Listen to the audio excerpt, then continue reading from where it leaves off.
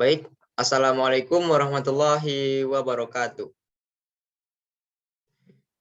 Kami dari kelompok 2 akan mempresentasikan materi kami yang berjudul STEM Morphology. Sebelum itu, saya akan memperkenalkan anggota kelompok 2 yang bergotakan. Yang pertama ada Anissa Alfira, yang kedua ada Anissa Lutfi Insani, dan yang terakhir dengan saya sendiri, Arfi Anggara. Baik, langsung saja kita masuk ke materi pertama, yaitu tentang plant growth.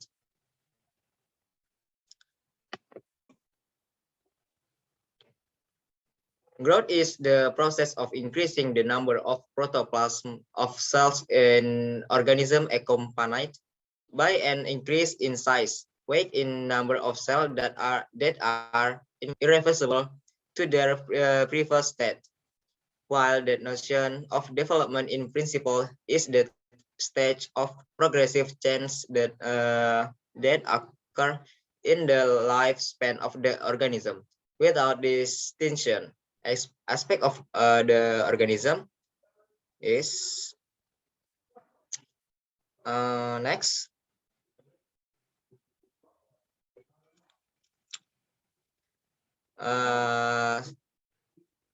Point A, stage of plant growth and development.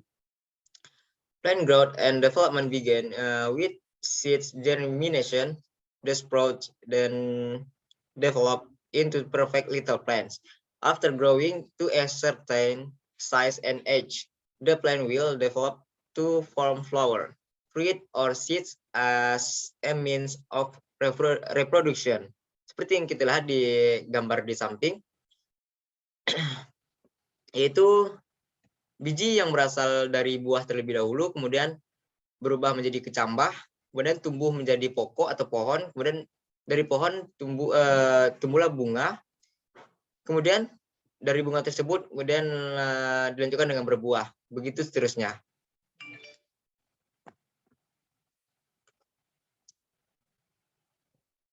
Point B, types of plant growth and development. Growth in plants can divide into two, namely primary growth and secondary growth, both of which come from meristem tissue that has an active nature of dividing. Primary growth come from primary meristem, and secondary growth come from secondary meristem. Next.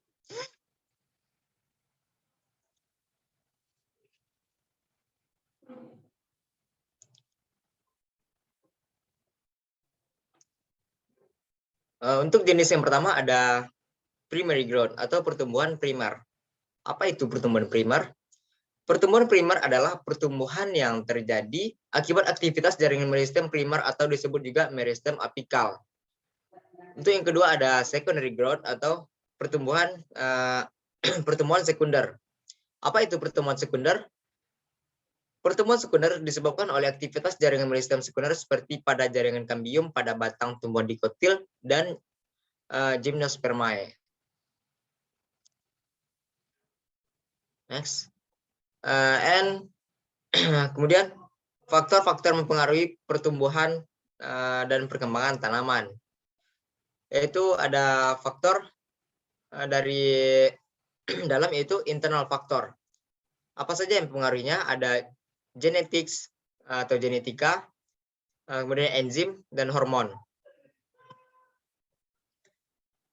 Macam-macam dari hormon ini, yang pertama ada auksin hormon atau hormon auksin yang berfungsi sebagai stimulate cell elongation in the growing point area. Number 2, stimulate root growth. Number 3, stimulate the growth of seedless fruit. Number 4, stimulates differentiation of vascular tissue. Number 5, stimulate abscission or abortion of the leaf. Dan yang terakhir ada plays a role in apical dominance. Yang kedua ada gilberellin hormone atau hormon gilberellin. Fungsi dari hormon ini adalah yang pertama, stimulate stem elongation and cell division. Number 2, stimulate seed germination. Yang ketiga, break seed dormancy. Dan yang terakhir ada stimulate flowering and fruiting. Untuk hormon yang ketiga ada cytokinin hormon atau hormon sitokin yang berfungsi sebagai stimulate application dominant by auxin. Number 2, stimulate the growth of growing points and break seed dormancy and stimulate embryo growth. Kemudian stimulates the formation of roots, branch, lalu inhibits the growth of adventitious roots. Kemudian yang terakhir ada menghambat proses penuaan daun, bunga, dan buah dengan cara mengontrol proses kemunduran yang menyebabkan kematian sel-sel daun. Selanjutnya ada hormon absisat atau abscisic acid hormon. Fungsi dari hormon ini yang pertama mengurangi kecepatan pembelahan dan pemanjangan di daerah titik tumbuh. Yang kedua memacu pengguguran daun pada saat kemarau untuk mengurangi penguapan air. Yang ketiga, help close leaf stomata to reduce evaporation. Dan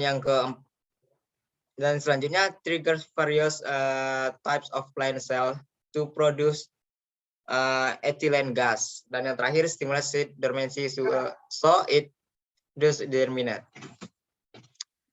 Kemudian yang kelima ada ethylene gas. Fungsi dari ethylene gas ini adalah speed up fruit ripening. Yang kedua menghambat pemanjangan akar, batang, dan pembungaan. Yang ketiga menyebabkan pertumbuhan batang menjadi kokoh dan tebal. Kemudian merangsang proses absisi interaksi antara etilen dengan auksin.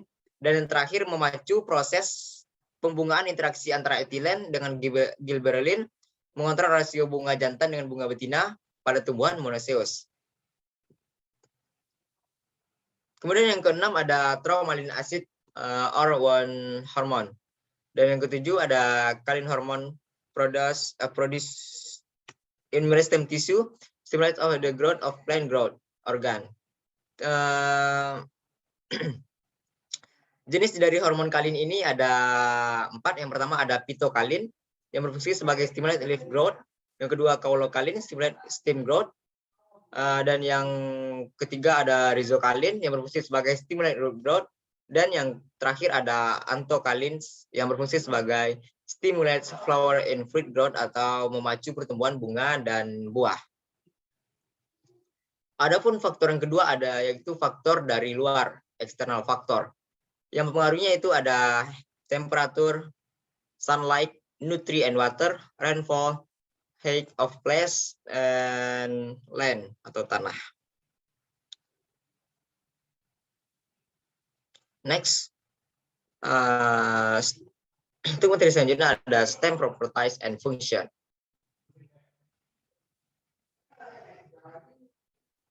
Next, function of the root yaitu yang pertama ada supports the part of plants, namely leaves, flowers, and fruit. Number 2 is a water transportation route and also food substances resulting from photosynthesis.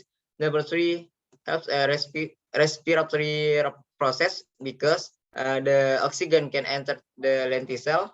Number 4, place of attachment of a leaf, flower, and fruit. Number 5, as a support or also as a support so that the plants can still stand upright is as a means of vegetative propagation using the grafting method. Dan yang terakhir, as a place to store food spare parts, an example is tumbuhan sagu. Adapun sifat-sifat dari batang ini, yang pertama ada batang tumbuhan bersifat fototropi. That is, they have an upward direction of growth of or towards light. Number 2, stem growth is generally not limited atau terbatas. Dan yang ketiga, monocot stem have clear segment. Number 4, tumbuhan diketahui ruas-ruas batangnya tidak terlihat dengan jelas. Dan yang kelima, Beberapa jenis tumbuhan dapat dibedakan dengan bagian lainnya, contohnya batang pohon kelapa. Dan yang keenam, ada pula batang tertutup pelepah daunnya, contohnya batang tanaman jagung. Dan yang ketujuh, tumbuhan Gymnospermae only consist of woody plants. And number 8, plants Angiospermae atau tumbuhan Angiospermae atau tumbuhan berbiji tertutup consist of plants that have wet stems, grass stems, mendong stems, and woody stems atau batang berkayu. Kemudian untuk materi selanjutnya akan disampaikan oleh Anissa Lutfi Insani. Kepada Anissa disilahkan. Alright, the next material is stem and branch shape. There are two parts like root shape, branching, and stem surface. Next. For the first, we will talk about root shape. First is woody stem. Woody stems generally have a hard texture. Woody stems have a cambium, the direction of growth that's come outward from the skin, and the direction of growth inward from wood. Example of woody stem plants are teak tree, jackfruit tree, guava tree, mahogany tree, albizia tree, and trembesi tree. And the picture of the woody stem we can see in the right side of the screen is have some part like rings, woody rice, hardwood, spatwood, fascicular cambium, and bark. Bark have a three part like secondary pollen, core cambium, and core. Jadi yang pertama adalah batang berkayu. Batang berkayu ini secara umum memiliki tekstur yang keras karena dia memiliki kambium yang terus aktif melakukan pembelahan sekunder. Karena sifatnya inilah, maka batang kayu ini banyak digunakan sebagai alat rumah tangga seperti lemari, meja, kursi, dan pintu. Adapun contohnya ada pohon mahoni, pohon albizia, dan pohon trembesi. Next.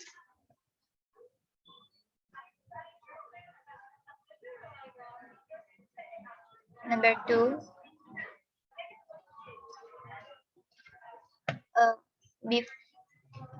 Number 2 is wet stem.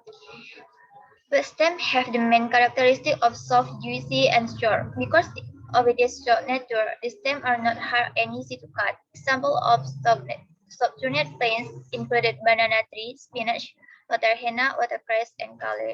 And for the example, we can see in this picture. Jadi batang basah ini memiliki ciri utama yang lunak, berair, dan pendek. Karena sifatnya seperti inilah, maka batang ini tidak keras dan mudah untuk dipotong. Adapun contoh tumbuhannya adalah pohon pisang, bayam, pacar air, selada air, dan kangkung. The tree is grass stalks. Stems of grass are not woody, have marked internals, and are hollow and generally short. Example of plants that have grass stems are grass, rice, corn, sugarcane, and reeds. Yang selanjutnya adalah batang rumput. Batang rumput ini tidak berkayu, memiliki ruas-ruas yang nyata dan berongga, serta umumnya pendek. Contoh tumbuhan yang memiliki batang rumput adalah padi, jagung, tebu, dan gelaga. And for the example of grass tail, we can see in this picture. The next is branching. For the first, we will talk about type of branching on the stem. The first is monopodial branching. Trunks that have monopodial branches are like spruce trees where the main trunk is clearly visible and looks bigger and longer than the branch trunk. Jadi yang pertama adalah percabangan monopodial. Maka percabangan ini dikatakan karena batang pokok selalu tampak jelas karena lebih besar dan lebih panjang. Artinya lebih cepat pertumbuhannya daripada cabang-cabang. The second is sympodial branching. Sympodial branching is the opposite of monopodial, where the main trunk and branching trunk is a very difficult to distinguish. This kind of branching is owned by the Sympodiala manila tree. Yang kedua adalah percabangan sympodial.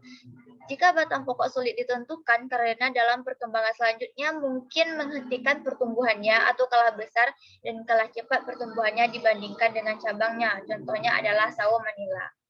And the last is dichotom branching. Dichotom branching has branches that are shaped like forks. Therefore, this branch is called a forking branch, where this branching into the two branches into branches of the same magnitude, like the branch under. Jadi percabangan yang ketiga adalah percabangan dikotom, yang mana jika batang menjadi dua yang sama besar, misalnya pada paku andam. Next. And the next material is branch nature. For the first is gerigi. It's a small branch that has a long size by growing openly. The nature of this branch can be grouped into several parts. Namely, for the first is branches scraping into the ground, for example, inside the grass. And the second is branches scraping up the ground, for example, on this leaf as the horse foot. Jadi yang pertama adalah geragi, yaitu cabang-cabang kecil yang panjang dan tumbuh merayap dari buku-bukunya ke atas keluar tunas baru dan ke bawah tumbuh akar. Adapun cabang yang demikian dibedakan menjadi dua. Yang pertama adalah cabang merayap ke atas tanah, misalnya pada daun kaki kuda, dan yang kedua cabang merayap ke dalam tanah, misalnya teki. The next is water source or Virga singularis. Is a branch that have a very long internet and can grow quickly. Example of the plants are the cocoa plant and the coffee plant. Jadi yang kedua adalah tunas air, yang mana cabang yang biasanya tumbuh cepat dengan ruas-ruas yang panjang dan seringkali berasal dari kuncup yang tidur atau kuncup-kuncup liar, misalnya pada kopi dan pohon coklat. The next is long sirung atau virga. Is a leaf supporting branch that usually have a fairly long internet. In this type of branch, it never produces flowers, so it's called a branch. Jadi yang ketiga adalah sirung panjang atau virga, yaitu cabang yang biasanya merupakan pendukung daun dan mempunyai ruas panjang. Pada percabangan ini tidak pernah dihasilkan bunga sehingga disebut cabang mandul atau steril. And the next is long sirung. Is a leaf supporting branch that usually have a very long internet. In this type of branch, the next is short sirung. Is a type of branching that has a fairly short internet and where this branching is a supporter of flower and fruit. This type of branch can be used as a means of plant reproductive, so that it is usually called a subun branch. Jadi yang terakhir adalah sirung pendek, yaitu cabang-cabang kecil dengan ruas pendek yang selain daun biasanya merupakan pendukung bunga dan buah. Cabang ini dapat menghasilkan alat perkembangbiakan bagi tumbuhan sehingga disebut cabang subur atau fertil. The next is stem surface. The first is slippery, for example, corn stalk. Jadi yang pertama adalah licin, misalnya batang jagung. After that, ribbed atau on the surface of the stem, there are longitudinal ribs. For example, slobber. Yang kedua adalah berusuk atau costatus, pada permukaan batang terdapat rigi-rigi membujur, misalnya iler. And the third is grooved.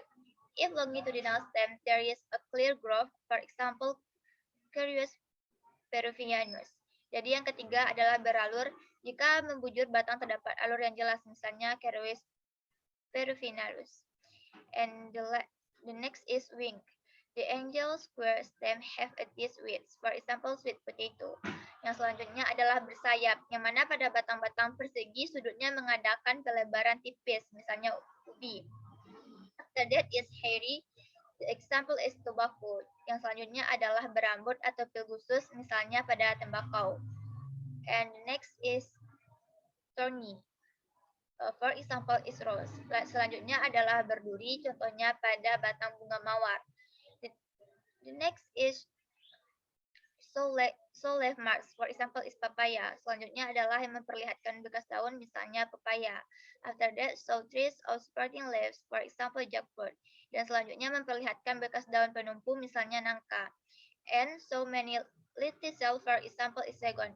Dan memperlihatkan banyak lenticel, contohnya adalah segon.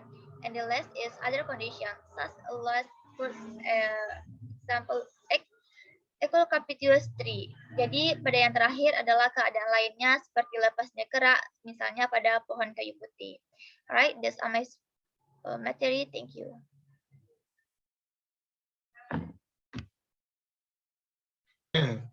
Baik, terima kasih Anissa Alfinsani.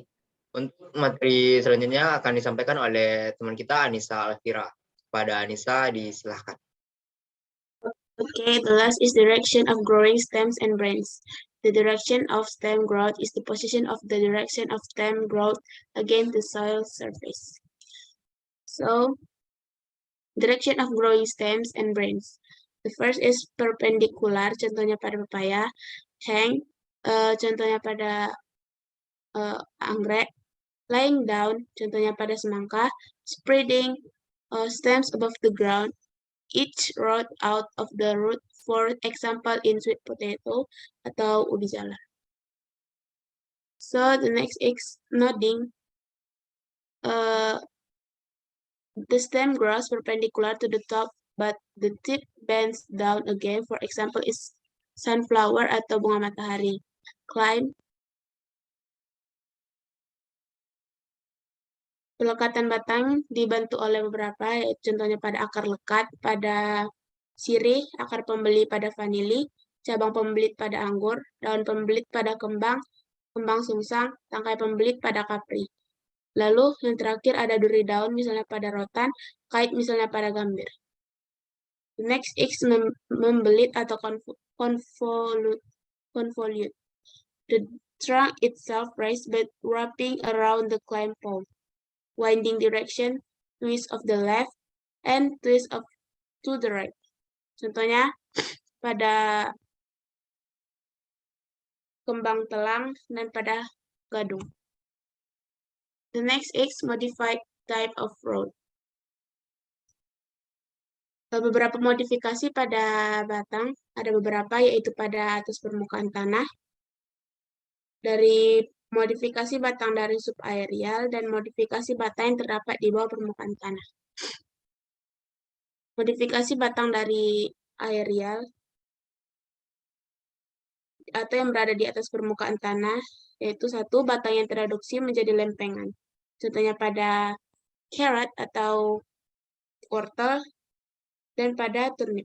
Lalu ada batang tegak, batang yang kuat dan tegak lurus dengan permukaan tanah seperti terdapat pada zea mais atau jagung, wheat, dan mangga. Batang yang lemah atau lembut, batang yang tipis, lunak, dan lemah serta membutuhkan penopang. Lalu ada merayap, batang yang merayap pada permukaan tanah dan akar muncul nodo seperti pada stroberi dan oxalis. Lalu memanjat, batang yang merayap di atas permukaan tanah tetapi tidak menghasilkan akar nodos. Ini terbagi dua, yaitu prostrate or procumbent. The stem is totally above to the ground in evolvulus, tribulus, and the decumbent, a stem at the end erect, as found in Portulaca Lindenbergia. Lalu stem modification from subaeria. The first is runner stems atau batang pelari yang berkembang pada sisi bawah dan daun muncul dari sisi atas seperti pada Chinodon dactylon dan oxalis. Lalu ada stolon, small branch stems and the gather and grow in all direction. Contohnya pada jasmine peppermint dan strawberry liar. Lalu sucker, batang utama yang tumbuh secara horizontal di atas tanah dan bercabang-cabang. Contohnya pada pineapple, mint, and chrysanthemum. Lalu ada offset, contohnya pada pistia dan acornea. Lalu yang terakhir, modification of stems below the soil surface. Yang pertama ada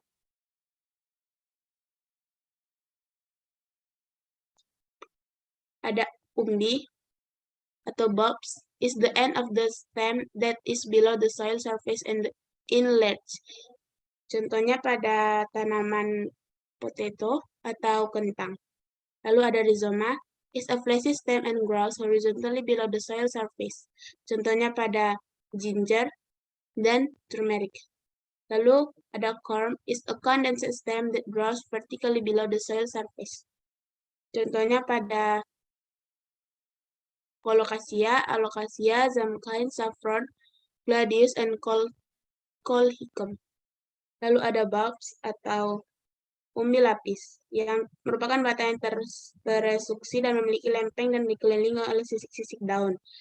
Contohnya pada onion dan garlic. Lalu stem tendril atau sulur batang merupakan batang yang tidak memiliki daun, membentuk spiral dan digunakan untuk memanjat. Contohnya pada modifikasi dari tunas ujung yang terdapat pada fictis. Dan yang terakhir bulbilis merupakan batang yang terkondensasi tunas ketiak yang berdaging disebut bulbilis. Contohnya, pada organ reproduksi vegetatif seperti pada Dioscorea, globa, agave, dan oxalis. Sekian dari saya kembalikan kepada moderator. Baik, terima kasih Anissa. Mungkin hanya ini yang dapat kami sampaikan. Lebih dan kurang kami mohon maaf. Kami tutup dengan mengucapkan wassalamualaikum warahmatullahi wabarakatuh.